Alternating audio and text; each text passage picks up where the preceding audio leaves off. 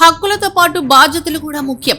నేటి విద్యార్థులే రేపటి మా భవిష్యత్. ప్రభుత్వ పాఠశాలల్లో నాణ్యత పెంచేందుకు కృషి చేస్తున్నాం. మంగళగిరి నా కుటుంబంలో మారిపోయింది. మాక్ అసెంబ్లీకి ఎంపికైన మంగళగిరి విద్యార్థిని అభినందించిన మంత్రి లోకేష్. అందరూ రాజ్యాంగం కల్పించిన హక్కుల గురించి మాట్లాడతారు, కానీ బాధ్యతల గురించి ఎవరూ మాట్లాడరు. హక్కులతో పాటు బాధ్యతలు కూడా ముఖ్యమని విద్యా ఐటీ శాఖల మంత్రి నారా లోకేష్ పేర్కొన్నారు. రేపటి స్టూడెంట్ మాక్ అసెంబ్లీకి ఎంపికైన మంగళగిరి విద్యార్థిని కూర్మాల శ్రీ కనక పుట్లమ్మను మంత్రి ప్రత్యేకంగా అభినందించారు. ఈ మేరకు ఉండవల్లి నివాసానికి సదరు విద్యార్థినితో పాటు కుటుంబ సభ్యులను పిలిపించుకుని మాట్లాడారు. మంగళగిరి బీఆర్ నగర్ లోని మున్సిపల్ హై స్కూల్లో 8వ తరగతి చదువుతున్న శ్రీ కనక పుట్లమ్మ పాఠశాలలో నిర్వహించిన వ్యాసరచన డిబేట్ క్విజ్ పోటీల్లో ప్రతిభ కనబర్చి స్టూడెంట్ మాక్ అసెంబ్లీకి ఎంపికైంది. నేటి విద్యార్థులే రేపటి మా భవిష్యత్. ఈ సందర్భంగా మంత్రి నారా లోకేష్ మాట్లాడుతూ రాజ్యాంగ దినోత్సవం రోజున విద్యార్థులతో మాక్ అసెంబ్లీ నిర్వహణకు సీఎం గారితో మాట్లాడి నిర్ణయం తీసుకోవడం జరిగింది.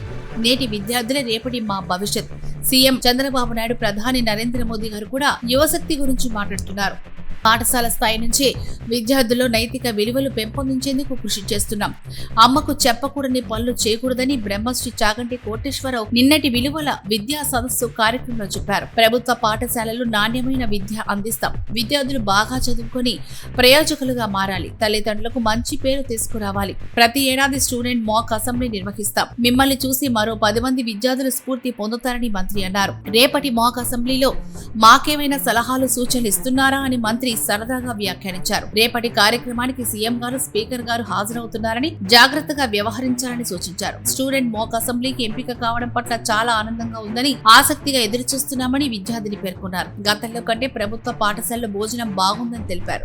మంత్రి స్పందిస్తూ విద్యార్థులకు నాణ్యమైన మధ్యాహ్న భోజనం అందించేందుకు రాష్ట్ర వ్యాప్తంగా సెంట్రలైజ్డ్ కిచెన్ ఏర్పాటు చేస్తామని చెప్పారు. మంగళగిరి నా కుటుంబంలో మారిపోయింది. ఈ సందర్భంగా విద్యార్థిని కుటుంబ యోగక్షేమాలను మంత్రి అడిగి తెలుసుకున్నారు. మంగళగిరి 11వ వార్డు నివాసం ఉండే విద్యార్థిని తండ్రి రాము పుట్టుకతో దివ్యాంగుడు. రైస్ స్కూటీపై కూరగాయలు విక్రయిస్తూ కుటుంబాన్ని పోషిస్తున్నాడు. తన 2 కుమార్తెలకు తల్లికి వందనం పథకం కింద ఆర్థిక సాయం అందిందని, తనకు 6,000 పెన్షన్ వస్తుందని విద్యార్థిని తండ్రి రాము తెలిపారు. కుటుంబానికి అన్ని విధాలా అండగా ఉంటామని ఈ సందర్భంగా మంత్రి హామీ ఇచ్చారు.